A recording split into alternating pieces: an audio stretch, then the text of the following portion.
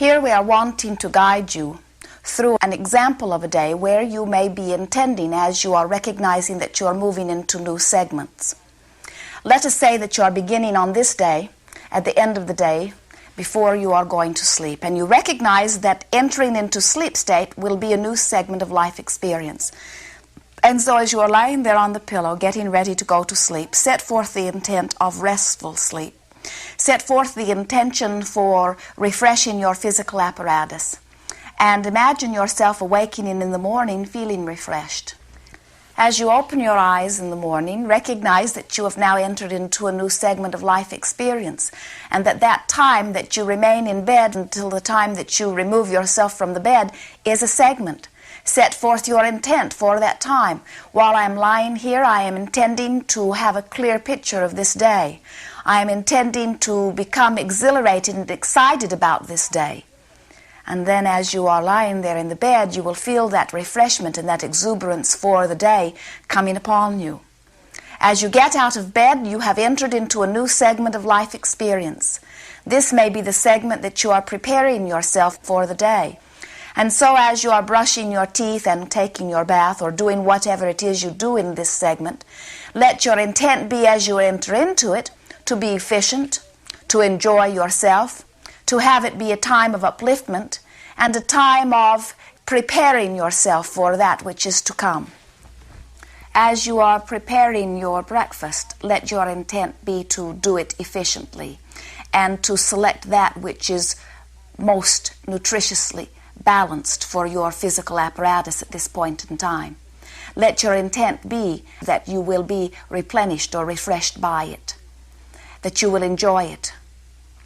And as you set forth this intention, you will notice that as you are eating, you are feeling yourself more rejuvenated, more replenished, more refreshed, and you will enjoy the food more than if you had not set forth that intent to do so. As the telephone rings, recognize that you are now about to enter into a new segment, and as you pick up the telephone, identify who it is and then set forth clearly your intent before you begin speaking. As you get into your automobile, as you are traveling to your place of work or whatever it is you are doing, let your intent be to travel from one place to another in safety, to feel invigorated and happy as you are moving forth, to be aware of what the other drivers are intending or not intending, that you may move through traffic in a sort of flow, safe and efficient. When you get out of your automobile, you have now entered into a new segment. And so pause for a moment and imagine yourself walking from where you are to where you are intending to go.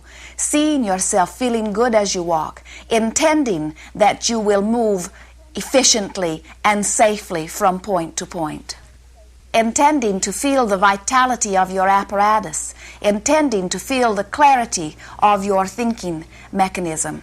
Setting forth your vision or your intention for the next segment in which you are about to enter.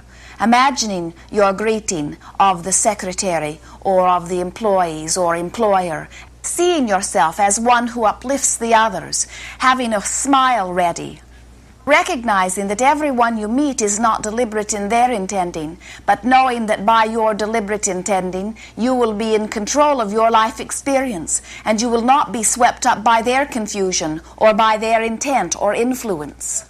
As you are moving through such a day, you will feel the power and the momentum of your intentions building. You will find yourself feeling gloriously invincible. You will feel as if there is nothing that you cannot be or do or have, as you are seeing yourself again and again in creative control of your own life experience. Of course, your segments will not be just as we have offered, and they will not be the same from day to day. In the beginning, you will find that you are not so quick to identify your segments as you will be after you have done it for a while. For some, you may find it more efficient and more effective to carry a small notebook and physically stop to identify the segment while you write a list of your intentions in your notebook.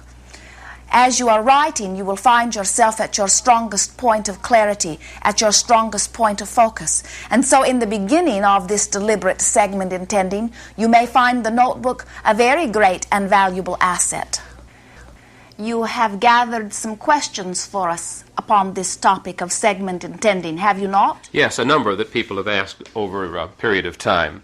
First, segment intending appears to me to be a series of small goals intended and achieved.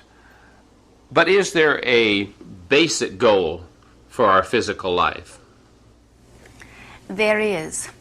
And just as segment intending is the intent that is closest to this moment in which you are now living, your intent as you emerged into physical expression is on the other end of that, so to speak. Right.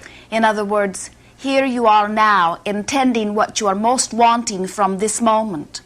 And yet this moment is affected by thoughts you have had about this moment even before your physical birth into this physical body. As you emerged into this physical body from that inner, broader perspective, you did have intentions, indeed.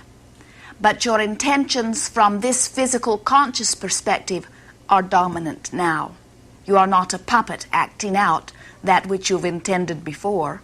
You have the choice in every moment to decide what is most appropriate from your ever-evolving perspective, you see. You have grown beyond that which you were as you emerged into this body, for this life experience has added unto that perspective.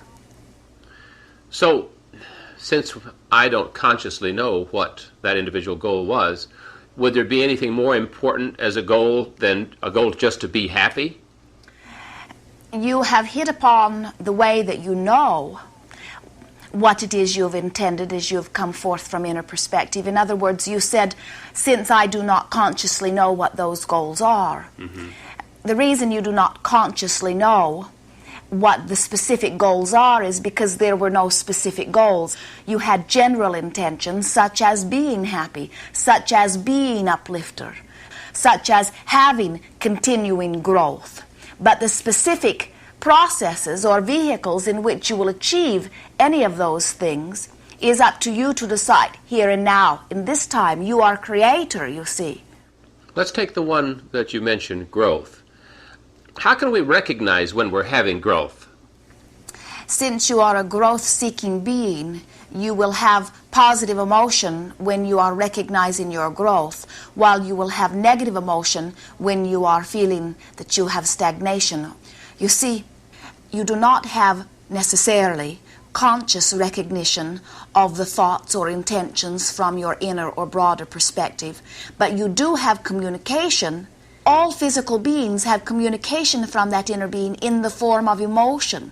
And so as your emotion is positive, you are in harmony with those inner intentions. And so what do you see from your non-physical perspective as a valid measure of our being successful at what we're doing here? You have many ways of measuring success. In your society, dollars are a measure of success, and trophies are a measure of success. Mm-hmm. But from our perspective, the existence within you of positive emotion is your greatest measure of success. Mm-hmm.